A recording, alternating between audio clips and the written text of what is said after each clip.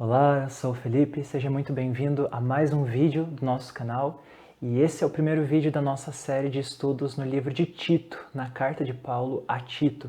Também uma das cartas mais desconhecidas do apóstolo Paulo, apesar de ser uma das cartas pastorais, juntamente com 1ª e 2ª Timóteo. Nesse estudo nós vamos ver uma breve introdução ao tema da carta de Tito e o primeiro capítulo em si, além dos 2 primeiros versículos do capítulo 2. Então, o que a gente precisa entender sobre a carta de Tito antes de iniciar a leitura propriamente dita? A gente precisa entender que Tito foi uma carta escrita por Paulo entre a sua primeira e a sua segunda prisão. A sua primeira prisão em Roma, relatada ali em Atos, no final do livro de Atos, e a sua última prisão na qual ele viria a ser morto, executado por sua fé.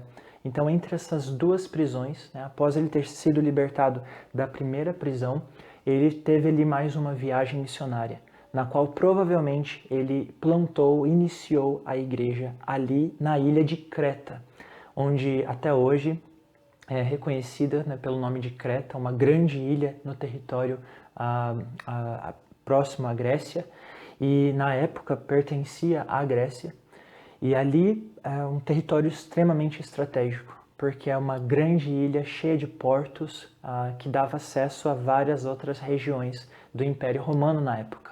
Então Paulo iniciou aquele projeto de plantação de igreja ali em Creta, e depois, deixando aquela ilha para um outro destino, deixou então Tito responsável por aquela região, por aquelas igrejas plantadas ali na ilha de Creta. E quem é Tito? Tito é um homem que, com certeza, de grande confiança para Paulo. Esse mesmo Tito fora enviado por Paulo para a igreja de Corinto, cheia de problemas, Nós podemos ver pela primeira e a segunda carta aos Coríntios, nós vemos ali quantos problemas existiam naquela comunidade e justamente foi Tito quem Paulo enviou para aquela igreja para que mediasse a resolução daqueles problemas. Então Tito era um gentio, ele provavelmente era grego, e ele foi um homem de confiança para Paulo, alguém que Paulo enviava para missões especiais, digamos assim. E aqui está mais uma missão especial dada pelo apóstolo Paulo a Tito, uma missão grandiosa, uma missão importante, que era justamente de estabelecer liderança confiável nas igrejas ali de Creta, as igrejas ali da ilha de Creta. E nós vamos ver por que era um desafio tão grande assim. Mas antes de tudo, vamos entrar ali na saudação, logo no versículo 1 do capítulo 1 da carta de Paulo a Tito. Paulo diz assim: Paulo, servo de Deus e apóstolo de Jesus Cristo, para levar os eleitos de Deus à fé e ao conhecimento da verdade que conduz à piedade. Fé e conhecimento que se fundamentam na esperança da vida eterna, a qual Deus, que não mente, prometeu antes dos tempos eternos.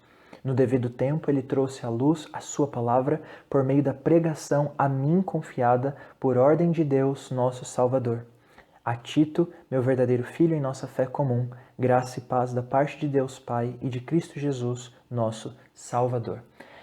É interessante porque de todas as epístolas de Paulo, essa é uma das saudações mais extensas escritas por ele. Ela também é uma saudação não apenas pessoal, apresentando o autor e o destinatário, mas também é uma saudação teológica, é uma saudação extremamente teológica. Logo no início, Paulo se apresenta como sendo servo de Deus. Essa expressão é muito rara nas cartas gerais no Novo Testamento, especificamente nas cartas de Paulo, é a única vez onde essa expressão aparece. Geralmente, Paulo se apresenta como servo de Cristo, servo de Jesus, mas aqui ele se apresenta como servo de Deus ou escravo de Deus e apóstolo de Jesus Cristo para levar os eleitos de Deus à fé.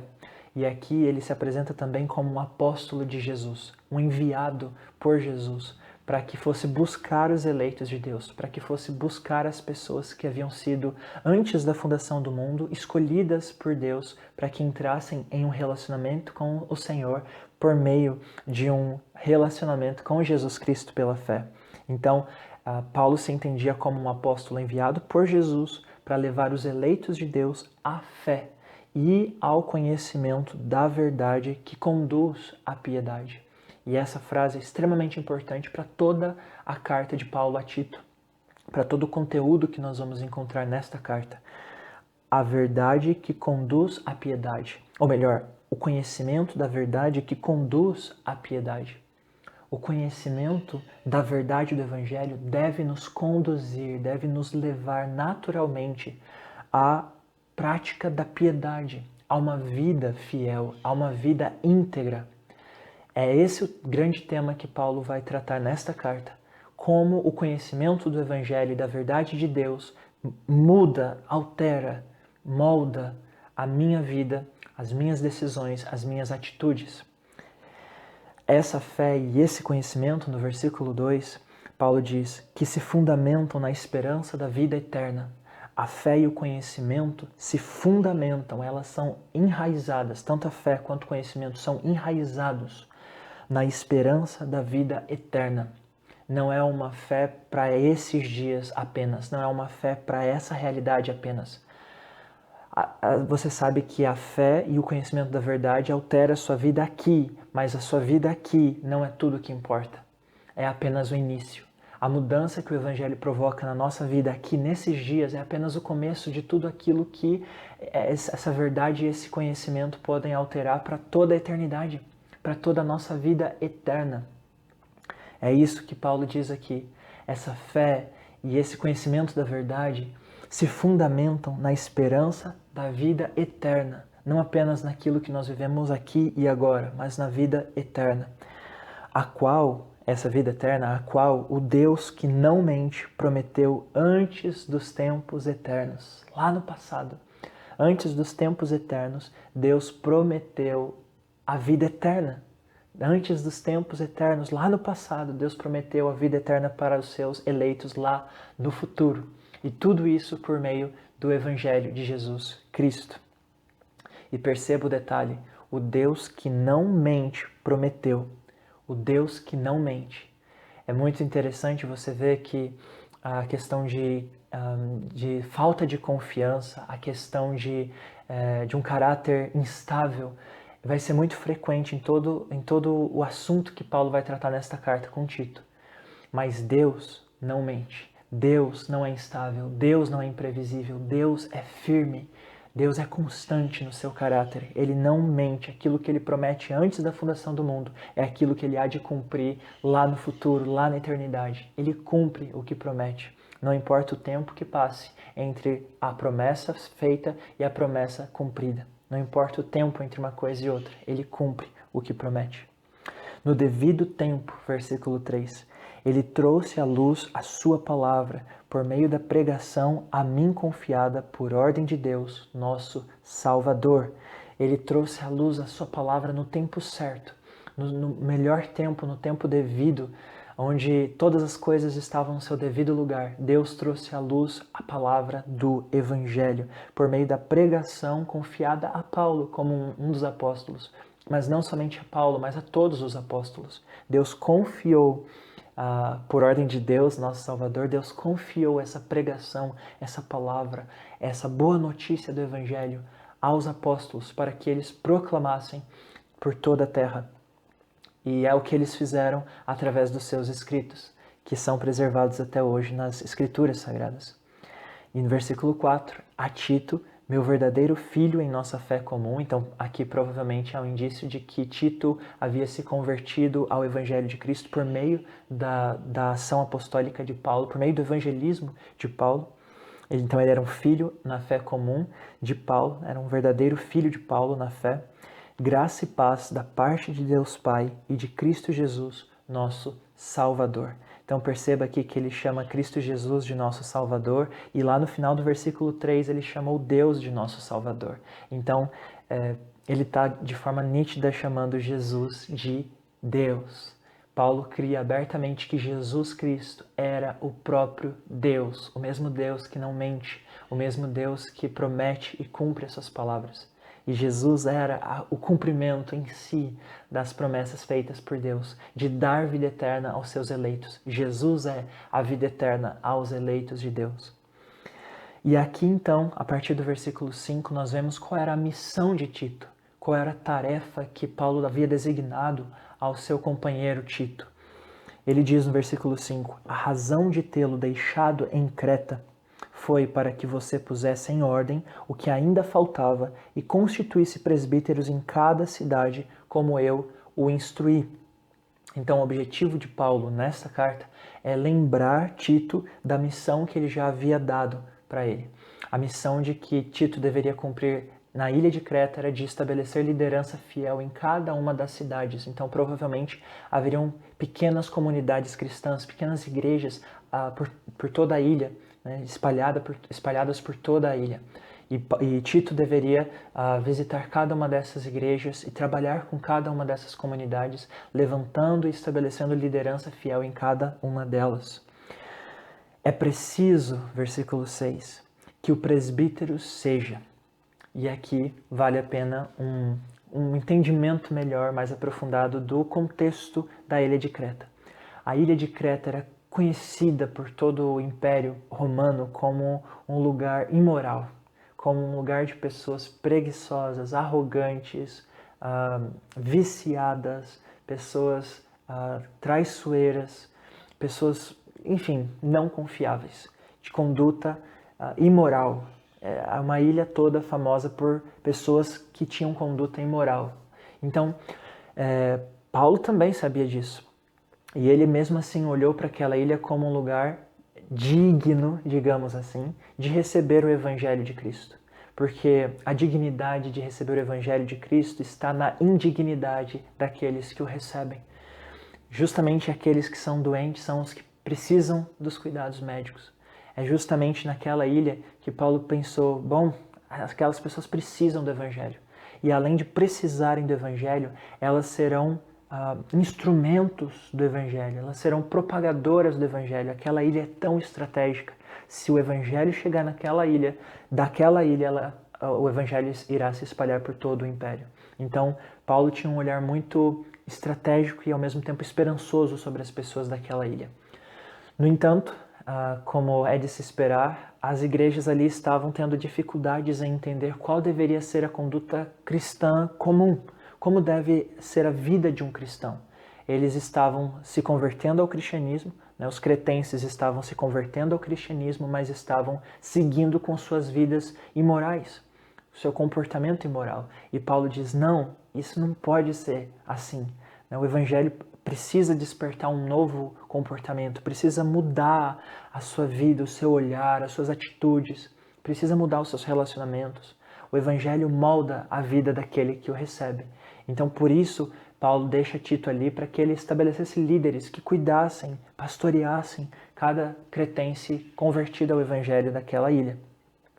E aqui no versículo 6, Paulo dá um direcionamento para Tito sobre o perfil desses homens, desses líderes que ele deveria estabelecer em cada igreja. Ele deveria buscar homens que tivessem um perfil semelhante a esse que Paulo irá descrever nos próximos versículos. Tito deveria olhar para cada membro daquelas igrejas e procurar homens que fossem coerentes com essa descrição que Paulo faz aqui. E qual é a descrição que ele faz? Ele diz, o presbítero deve ser irrepreensível. E essa palavra irrepreensível resume praticamente todas as outras qualidades. É como se fosse um pacote de todas as qualidades juntas. Irrepreensível é simplesmente dizer que o presbítero não deve ter nenhum erro, nenhum costume visível, nítido a todos, que o torne vulnerável de repreensão, que o torne capaz de receber alguma repreensão em seu caráter. Então deve ser alguém com caráter, no geral, íntegro, conhecido por sua integridade. Ele deve também ser marido de uma só mulher. Esse tema é bastante debatido hoje em dia. Várias pessoas se questionam o que de fato essa expressão significa, mas nós podemos, num consenso, discernir que marido de uma só mulher diz respeito à monogamia, Então, o homem que deveria ser escolhido como presbítero, como líder de uma igreja, deveria ser um homem que era monogâmico, né? Ou seja, casado com apenas uma mulher e não polígamo, né? E não casado com mais de uma mulher, como era costume dos cretenses daquela época. Então, ele deveria ser casado com apenas uma mulher e deveria ser fiel àquela mulher. Talvez tenham outras interpretações que expandam um pouco mais esse significado, mas para a intenção desse nosso vídeo nós vamos ficar apenas com essa ideia. O líder deveria ser casado com uma mulher apenas e ser fiel a essa mulher. Ele deveria ter filhos crentes, mas essa palavra crentes também pode ser traduzida como simplesmente fiéis. Então, talvez uma pergunta que se passe na mente de alguns: como um pai pode garantir a conversão, a fé genuína de um filho? É impossível, porque quem dá essa fé é Deus, é o Espírito Santo de Deus que concede essa fé ao coração humano. Então, os pais deveriam cuidar, zelar para que os seus filhos fossem fiéis ao cristianismo, para que eles andassem em uma conduta coerente com o cristianismo, ainda que em seu coração um território que estivesse fora dos cuidados e do controle do pai. Mas o presbítero deveria ter filhos fiéis que não fossem acusados de libertinagem ou de insubmissão. Isso nos lembra talvez os filhos de Eli lá no Antigo Testamento, que eram filhos de um líder, mas filhos conhecidos por uma conduta libertina e insubmissa. Esse não deveria ser o caso dos presbíteros escolhidos apontados por Tito em cada uma daquelas igrejas de Creta. Os filhos dos líderes deveriam ser conhecidos por uma conduta coerente com o Evangelho.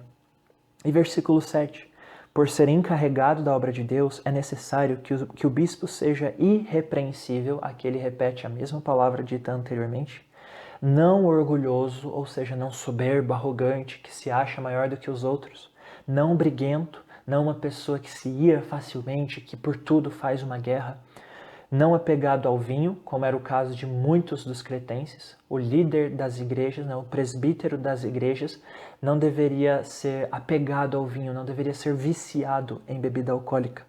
Não violento, bem parecido com não briguento, mas não alguém agressivo que brigava, que lutava com pessoas, até mesmo fisicamente. Nem ávido por lucro desonesto. O líder da igreja não deveria ser conhecido como alguém que é corrupto, como alguém que tem problemas na área financeira, que rouba, que faz mau uso dos recursos que não são dele, que talvez sejam ali da igreja. E versículo 8. Ao contrário, e aqui Paulo começa a listar algumas qualidades boas, que o presbítero deve ter. É preciso que ele seja hospitaleiro, ou seja, que ele tenha uma casa aberta, que ele tenha um coração aberto, que seja alguém que hospede bem, que receba bem as pessoas em sua vida e no contexto da igreja também. Alguém que esteja atento para as oportunidades de pessoas que precisam de hospitalidade, mesmo que não precisem de casa para morar, mas que precisam ser recepcionadas, pessoas que precisam ser abraçadas, pessoas que precisam ser amadas. Então ele precisa ser hospitaleiro, precisa também ser amigo do bem, precisa ser alguém sensato, alguém sábio, justo, que é coerente nas decisões em que toma, consagrado, alguém dedicado à vida com o Senhor e que tenha domínio próprio, alguém que submeta os próprios impulsos à ação do Espírito Santo, à vida com Deus. E apegue-se, versículo 9, apegue-se firmemente à mensagem fiel. Deve ser alguém que ama a mensagem do Evangelho, que ama a mensagem das Escrituras, da maneira pela qual foi ensinada. Alguém que não viva querendo distorcer a mensagem do Evangelho, inventando coisas novas, inventando detalhes, alterando a mensagem do Evangelho. Não, a ideia é de que seja alguém que seja fiel à mensagem antiga do Evangelho, aquela que tem sido transmitida de geração a geração, para que seja capaz de encorajar outros pela sã doutrina e de refutar os que se opõem a ela.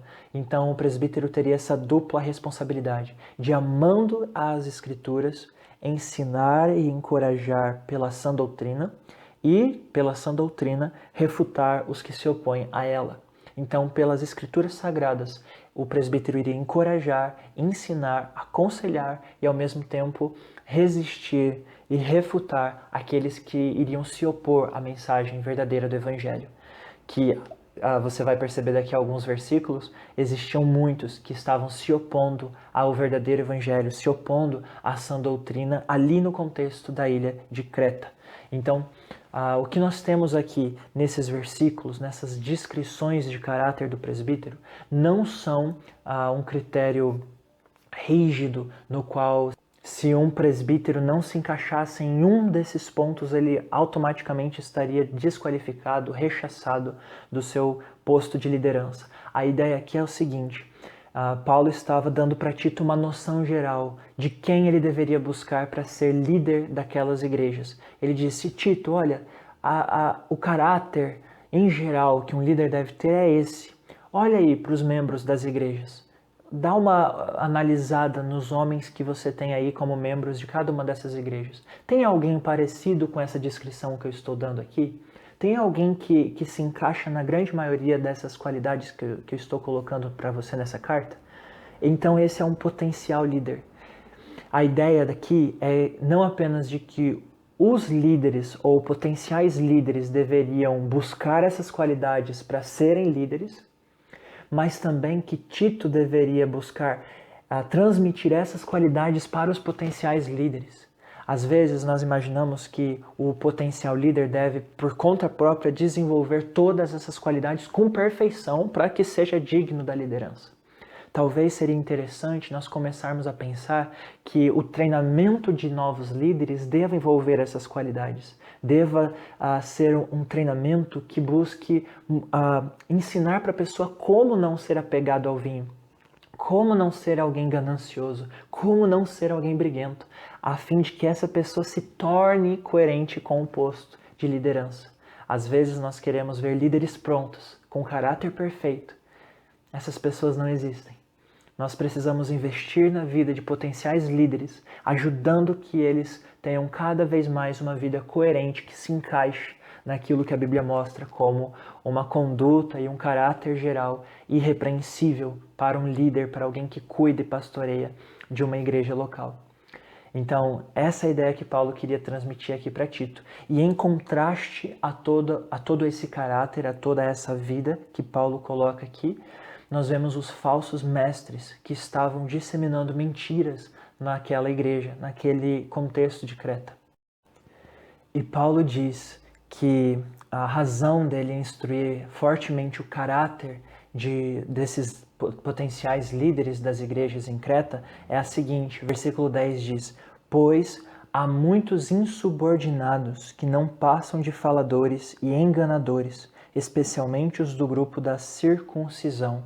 Então a ideia aqui era de que após Paulo ter plantado algumas igrejas ali em Creta, um grupo de judaizantes, de cristãos judaizantes, chegaram na ilha de Creta e começaram a difundir uma mensagem legalista, uma mensagem que zelava mais por obras, zelava mais por cerimônias do que pela fé em Cristo Jesus. Talvez um pensamento parecido com aquilo que nós encontramos lá na carta de Paulo aos Gálatas. Aquele mesmo perigo, aquele mesmo erro que nós encontramos ali na carta de Paulo aos Gálatas, nós encontramos aqui na ilha de Creta também.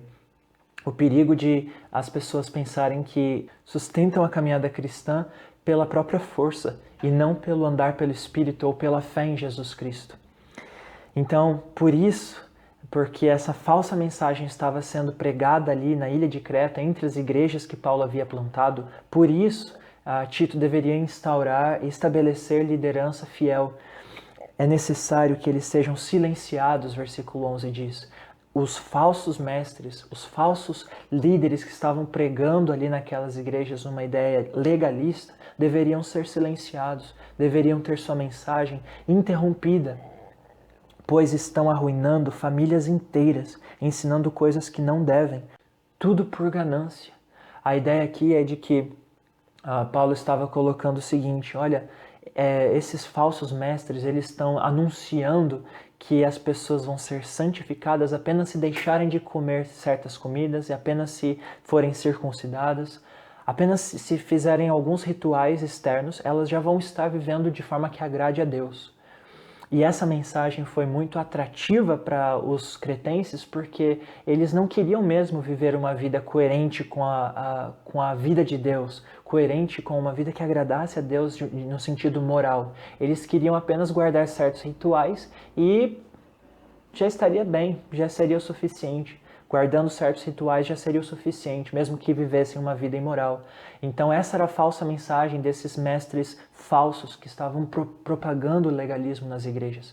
Eles estavam ensinando que apenas rituais seriam suficientes para a santidade. E Paulo diz, olha, o efeito dessa mensagem é famílias inteiras sendo destruídas. E eles estão ganhando com isso. Provavelmente eles estão ganhando dinheiro com essa mensagem falsa que estão pregando e propagando na ilha de Creta. Versículo 12. Um dos seus próprios profetas, provavelmente aqui Epimênides, chegou a dizer: cretenses, sempre mentirosos, feras malignas, glutões preguiçosos.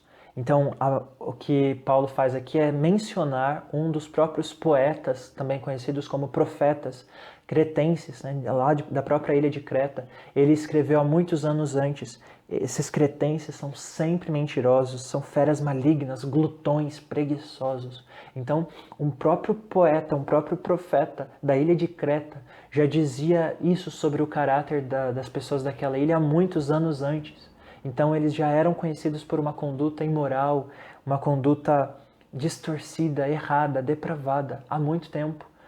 Tal testemunho é verdadeiro, Paulo diz no versículo 13. É verdade, eles são assim mesmo. Portanto, repreenda-os severamente, para que sejam sadios na fé. Então ele diz, não deixe que os cretenses continuem assim, vivendo uma vida imoral e acreditando em falsos mestres que pregam um falso evangelho, um evangelho água com açúcar, que basta você cumprir determinados passos, determinados rituais e você está bem com Deus. Não, se você tira a fé em Cristo do centro, por mais que você coloque algumas obras que pareçam sagradas, que pareçam religiosas, elas não valem de nada. E Paulo sabia muito bem o valor da verdadeira fé em Cristo. A fé em Cristo iria despertar uma vida genuína que agrada a Deus. Uma vida de moralidade, não forçada, não imposta, mas natural, espontânea, que nasceria da vida de intimidade com Deus pela fé. Por isso Paulo está zelando, Tito, pregue o evangelho verdadeiro para esses homens. E coloque líderes que preguem a sã doutrina, que preguem o verdadeiro evangelho para esses irmãos, para que eles sejam repreendidos severamente, para que eles sejam sadios na fé, para que a família deles não seja destruída, para que a vida deles não seja destruída. E não deem atenção a lendas judaicas, nem a mandamentos de homens que rejeitam a verdade, para que eles parem de dar ouvidos a essas lendas judaicas que esses falsos mestres judaizantes estão propagando por aí, para que eles parem de ouvir mentiras e nem deem ouvidos a mandamentos de homens que rejeitam a verdade do Evangelho. Então, o que esses homens em Creta estavam fazendo era crendo mais na mentira pregada pelos judaizantes do que na verdade que liberta, na verdade do Evangelho de Jesus Cristo. Versículo 15. Para os puros, todas as coisas são puras. Aqui, provavelmente, Paulo está fazendo uma referência indireta a Lucas 11:41 e Romanos 14:20, por exemplo, onde nós vemos textos bem claros sobre essa questão alimentar, essa questão dos alimentos puros e impuros. Ainda há isso? Será que ainda existem alimentos que são puros e impuros para o cristão? Não, essas coisas são irrelevantes. Questões que tornam você cerimonialmente impuro ou cerimonialmente puro, essas coisas eram sombra apenas do que seria cumprido por Cristo. Eram apenas metáfora, era apenas um símbolo, não era o significado real. Então, para os puros, para aqueles que foram purificados por Cristo, todas as coisas são puras. Não que todas as atitudes são puras. É claro que haveriam atos pecaminosos, né? Coisas que não se devem fazer. Mas quando ele diz todas as coisas são puras, Paulo está querendo dizer todas as coisas desse sentido cerimonialmente impuro. Se você toca no cadáver de um animal, você não se torna impuro. Era sombra, isso era metáfora. Se você come uma carne de porco, você não se torna impuro. Isso era apenas sombra, isso era apenas simbólico. Mas para os impuros e descrentes, nada é puro. E aqui Paulo faz uma acusação direta para a conduta imoral daqueles líderes judaizantes, daqueles homens que pregavam mentiras sobre o Evangelho de Deus. Eles eram impuros e descrentes, e por isso para eles nada era puro. Nem aquilo que eles pensavam que faziam com pureza, nem aquilo era puro. Nem aquilo era puro, nem os seus rituais eram puros diante de Deus, também eram nojentos para Deus, porque eles eram, tudo que faziam eram em descrença, era em incredulidade. De fato, tanto a mente como a consciência deles estão corrompidas. Então eles tentavam, esses falsos mestres, tentavam manter uma aparência de religiosidade, com rituais aparentemente com pompa sagrada, com pompa de divindade, mas que era só para esconder a sua verdadeira imoralidade, que a sua consciência já estava corrompida, totalmente depravada. A sua vida era totalmente imoral. E era essa mensagem, água com açúcar, que eles estavam propagando em Creta, para as igrejas de Creta. Eles queriam que aqueles irmãos vivessem uma vida água com açúcar como a deles. E era isso justamente o que Paulo não queria. Versículo 16. Eles afirmam que conhecem a Deus, mas por seus atos o negam. Ele diz, olha, esses falsos líderes dizem, olha, nós conhecemos a Deus, olha, nós conhecemos o verdadeiro Deus, o verdadeiro Evangelho. Ouça a gente, não escuta Paulo não, ele fala que tem a verdade, mas não tem nada. Nós aqui conhecemos a verdade, nós conhecemos a Deus. Mas Paulo diz, por suas próprias ações, eles negam aquilo que eles dizem. Eles dizem crer Deus, mas as suas atitudes não têm nada a ver com Deus, são totalmente o contrário de Deus. Deus diz, eu sou santo, por isso sejam santos. Eles diziam, eu conheço um Deus que é santo, mas a vida deles não tinha nada de santo, tinha nada de santidade. São detestáveis, desobedientes e desqualificados para qualquer boa obra. Então ele dizia claramente, eles são detestáveis, eles são desobedientes e desqualificados para qualquer boa obra. Não tem nada que eles possam fazer que seja bom. Não tem nada.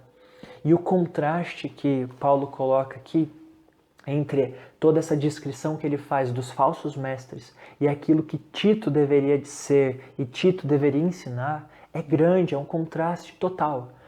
E o que eu quero te desafiar agora é olhar para o capítulo 2 em diante como uma descrição que Paulo faz daquilo que deve ser a verdadeira família, a verdadeira humanidade em Cristo. Como deve ser uma família que vive uma vida com Cristo. Como deve ser uma família que conheceu o Evangelho de Cristo. Como deve ser a mãe, como deve ser o pai, como deve ser uma senhora viúva, um senhor idoso, um jovem, uma moça. Como deve ser a vida dessas pessoas que conheceram a verdade de Cristo. Como deve ser a conduta delas. Como o conhecer o Deus Santo através do Evangelho de Cristo modela as nossas ações e os nossos relacionamentos. Independente da nossa faixa etária, independente do gênero, como o Evangelho de Cristo conduz a sua vida. É aqui que Paulo começa a enumerar essa diferença que o Evangelho faz na vida das pessoas. E no versículo 1, Paulo inicia dizendo, você, porém, e esse você, porém, é uma expressão muito usada por Paulo nas cartas pastorais, também muito presente em 1 e 2 Timóteo.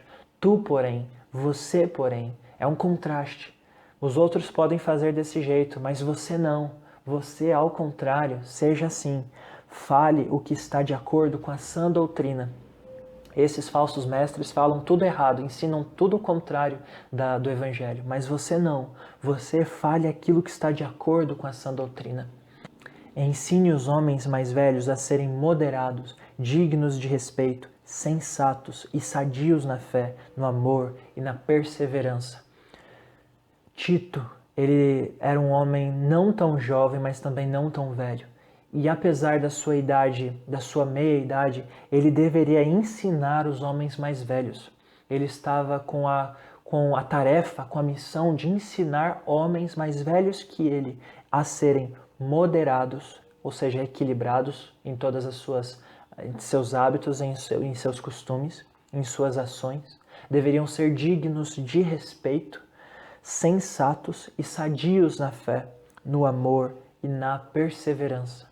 Tito deveria ser ele mesmo um exemplo para esses homens mais velhos, a ponto de que ele pudesse ter liberdade para ensinar esses homens mais velhos a serem diferentes de todos os homens da ilha de Creta, a serem diferentes dos homens, da cultura do ser homem daquela ilha. Eles deveriam ser homens de um jeito diferente do que aqueles homens da ilha de Creta. Eles deveriam ser homens coerentes com o que Deus determina que um homem seja. Um homem deve ser digno de respeito, moderado, sensato, sadio na fé, no amor e na perseverança. É isso que Deus espera de homens de verdade. E aqui eu gostaria de trazer algumas sugestões de aplicação baseado no que a gente viu no capítulo 1 e nesses 2 primeiros versículos do capítulo 2. Se o Senhor permitir, nos próximos estudos nós veremos outras partes do capítulo 2, desses outros grupos da sociedade que Paulo começa a descrever diante do Evangelho, à luz das transformações que o Evangelho provoca na vida das pessoas em uma sociedade. Mas para aquilo que nós vimos até aqui no capítulo 1 e início do capítulo 2, eu gostaria de deixar como sugestão de aplicação o seguinte: em primeiro lugar, a liderança cristã é necessária para preservar a igreja de heresias e deve ser formada por homens íntegros que sirvam como modelo para os irmãos. Essa é uma verdade essencial tanto para Creta, tanto para o Brasil, em qualquer lugar que for. A liderança da igreja é fundamental para preservar a igreja local de heresias, de mentiras, de distorções do evangelho. Se uma liderança de uma determinada igreja é uma liderança saudável, é uma liderança bíblica, então aquela igreja está em boas mãos. Então aquela igreja tem uma chance muito maior de ser poupada de erros, de ser poupada de heresias.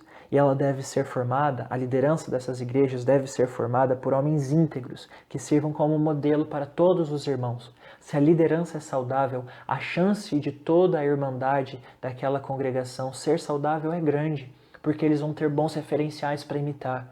Agora, se uma liderança é doente, se uma liderança é errada, é distorcida, então a igreja provavelmente vai andar de maneira distorcida também.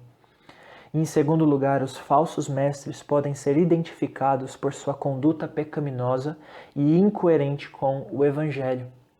Então, uma forma que Paulo coloca aqui de você identificar um falso mestre é alguém que torna a graça barata, é alguém que abusa da graça de Deus, é alguém que distorce o Evangelho ao bel prazer para que a vida seja mais fácil, num sentido de pecaminosidade, para que você possa pecar à vontade, sem ser incomodado, entre aspas, pelo Evangelho.